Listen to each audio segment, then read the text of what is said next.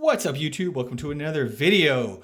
Quick disclaimer, I'm not a financial advisor. Please do your own research before making any investment decisions like buying gold, silver, investing in any of the strategies or stocks that I discuss on the channel. The channel is for entertainment purposes only. So today I thought I'd do a little bit of a video about, some summer reading maybe you guys are into. Just a quick discussion about, building wealth, managing risk, investing in gold and silver. Once again, I'm going to show you guys, this is a 100 million mark bill, and it was produced from by the Reichsbank in Germany in I think October or August of 1923. So the hyperinflation in Germany had peaked in November, and I think they used the Rentenmark or something like that afterwards. But all about hyperinflations. This is what happens. It literally wasn't worth the paper it was printed on. There's nothing on the back. They've been churning out these bills. I saw it at the LCS and I picked it up. It's definitely, an interesting artifact, a bygone era, or is it? Or is this, kind of past this prologue of things to come? This is where these fiat currencies usually end up over time. In some countries, this happens quicker. The German hyperinflation, Austrian hyperinflation, there were specific sort of historical circumstances surrounding those things. But I would highly recommend, if you want to understand the history of this, then you should check out this book. It's When Money Dies by Adam Ferguson, The Nightmare of Deficit Spending, Devaluation, and Hyperinflation in Weimar Germany. Definitely worth its weight in gold. Really, really cool book. Really eye-opening. If you're a gold stacker or silver stacker, then you should definitely, read this book. Another book that might help is called Fiat Money, Inflation in France by Andrew Dixon White. It was basically almost like a lecture, about 100 years, a little over 100 years ago. Andrew Dixon White did this lecture on, what happened in post-revolutionary France with their currency. Of course, it collapsed, and then they had to, they issued fiat money, and that kind of collapsed. And then Napoleon kind of came in and had to kind of restore everything. So those two books on, hyperinflations, currency devaluations, that type of thing causes. And that's why we have this stuff. That's why we hedge some of our wealth anyways with physical gold and silver. And so some other things, this is, like I've been saying, the most stable, secure wealth I've always felt has been built up slowly over time by the patient, saver, investor. And we don't look to get rich quick, although that would be nice. That's just simply not how the vast majority of wealth has been created, how wealthy individuals have acquired much of their wealth. Interestingly, most millionaires reach that status in their 50s and 60s. So it's basically a lifetime of compounding, that slow, steady grind, moving forward, being able to consume less and save more. Those are the unpopular but correct strategies, in my opinion, to build wealth. And along the way, if you're investing in the stock market, here's some books that I'm reading. I read a lot of books on stock market crashes, but I'm currently reading Michael Lewis's Panic, The Story of Modern Financial Insanity. He goes through the 87 crash, the dot-com, I think LTCM, that type of thing. Of course, the 08-09. It was published in 2009, so I'm guessing this is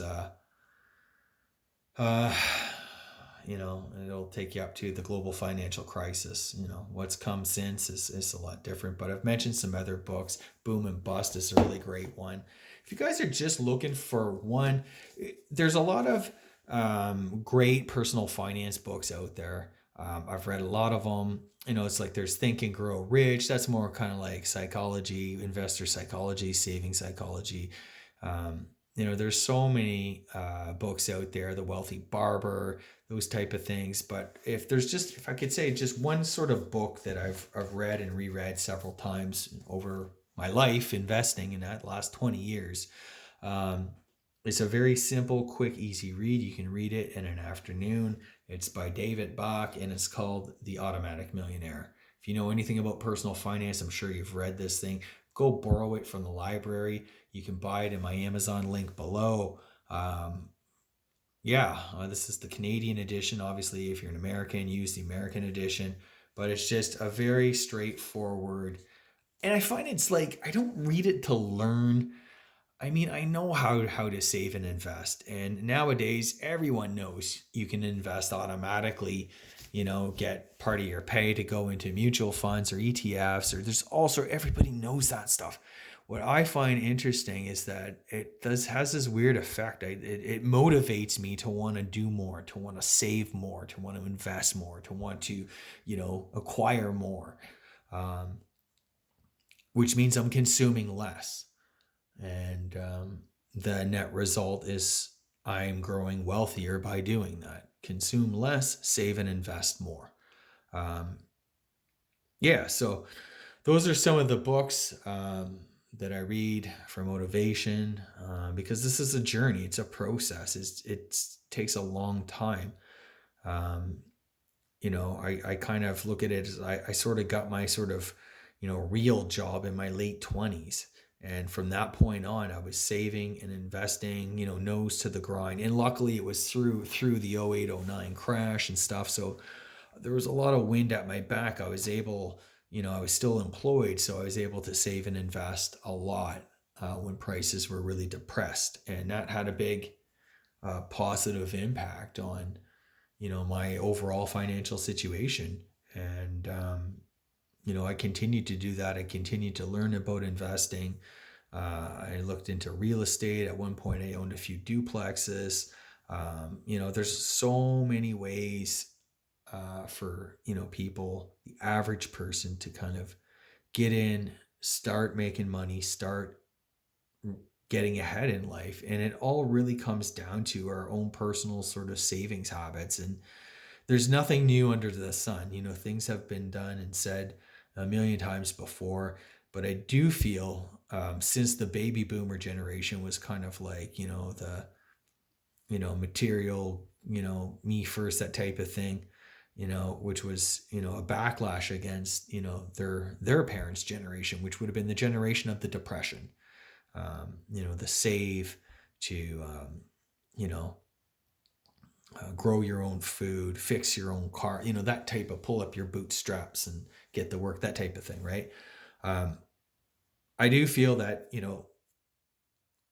our generation, this current generation in society, we need to go back to, our elders, the wisdom of our elders back in the Depression.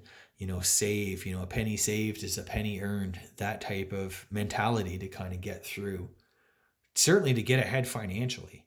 If you can do that, if you can live on less than you make, um, you are going to do just fine, because so few people do that. In my experience, so few people do that. Everyone pays lip service to it. So few people do that. It takes discipline. And that is one thing that many, many, many people lack. That's why personal finance is so hard. It's too easy to spend. And I mean, I'm not saying that I'm perfect either, but I do have a high personal savings rate. And when I do things like I get raises, I do put at least a portion of that raise towards investments and stuff like that. I'm always increasing what I invest. Any sort of windfall money. Sometimes I'll pick up gold. Sometimes I'll put it into a retirement account. I do a bunch of different positive things financially, or I pay down mortgage, pay down, any bills, or, stay at a debt, that type of thing. Um, that's just really, really important. And I recognize not everybody has the discipline to do that. That's why I think this Automatic Millionaire book is really great because, the main takeaway from this thing, and what I keep telling people, just starting out, is the power of small amounts. You don't need to be investing thousands of dollars a week to get ahead in life, to build up a nest egg.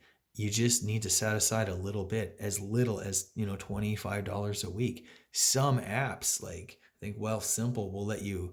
There's Acorn, and there's all sorts of different things. So they'll let you invest, basically pennies, top up your purchases to the nearest dollar and invest the rest. And that there's so many different things like that that can be helpful, and that will over time allow the average person to start building wealth and to start building a better future, because that's ultimately what all this is about. And I want every one of you to succeed on your own personal journeys, on your own financial journeys. And I certainly want to succeed on mine. The future is ultimately unknowable, but I do know, if I follow some tried and true principles as best I can. I mean, let's face it, no one's perfect, but we can get ahead, and we can not only simply survive but thrive. Um, with what's coming, right? So again, that's just kind of my thoughts. I hope you're all doing well this summer, and I hope you're all continuing to save, invest, pay down debt, stack gold and silver, build wealth. And if I could add one more thing, if you guys are doing all that, that's like so great. Kudos to you. But I'd actually say pick up some of these books, whether it's Automatic Millionaire, Panic. We are headed for some sort of financial panic at some point. Maybe as soon as this fall. And learn about inflation, learn about hyperinflation. I understand, like, don't read this book and be like, oh my God, we're just like Weimar Germany, this is going to happen to us. Read the book. There are certain unique historical conditions and circumstances that led to these kind of hyperinflations and stuff like that. We don't have to hyperinflate to have the scourge of inflation cause a material drop in our standards of living. We don't need 1,000% inflation. 10% would do. 5% would probably do. That's the thing, right? Of course, Weimar, Zimbabwe, those are like the extreme examples of hyperinflation, which is where I think kind of the gold crowd, they come across as like fanatics and crazies and stuff like that, because oh my God, Weimar hyperinflation, like it's all over. We're all going to be like, sweeping money off the street and stuff like that, or currency or whatever. It's probably not going to end up that way. You don't need to hyperinflate for inflation to really kind of sink its teeth in and damage the fabric of society, to cause a significant drop in our standards of living. It can do that with much, much, much, much less. So anyway, I hope you guys are doing well this summer. I hope this is a good takeaway. Some summer reading, a little bit of a history lesson. I just want to kind of show off this 100 million mark bill. I'm really happy I found one. I'd like to get the 100 trillion Zimbabwe one too, but I'm not paying $100 for those things. But anyway, maybe in the big if we hit hard times there soon enough, I'll be able to pick one up for cheaper. But anyway, hope you guys are doing well. Please like and subscribe to the channel. Check out my website, My Road to Wealth and Freedom. The link, of course, is in the description below. I'll throw up some Amazon links to these books and stuff like that. If you want to buy gold and silver, I usually buy from Silver Gold Bull. Again, I'm an affiliate of them. Check it out. My link's in the description below. You can check out my website, My Road to Wealth and Freedom. I got a lot of stuff about the best gold coins to buy, the best silver coins to buy, lots of different things about, rare Canadian coins, rare American coins. Check it out. Cheers.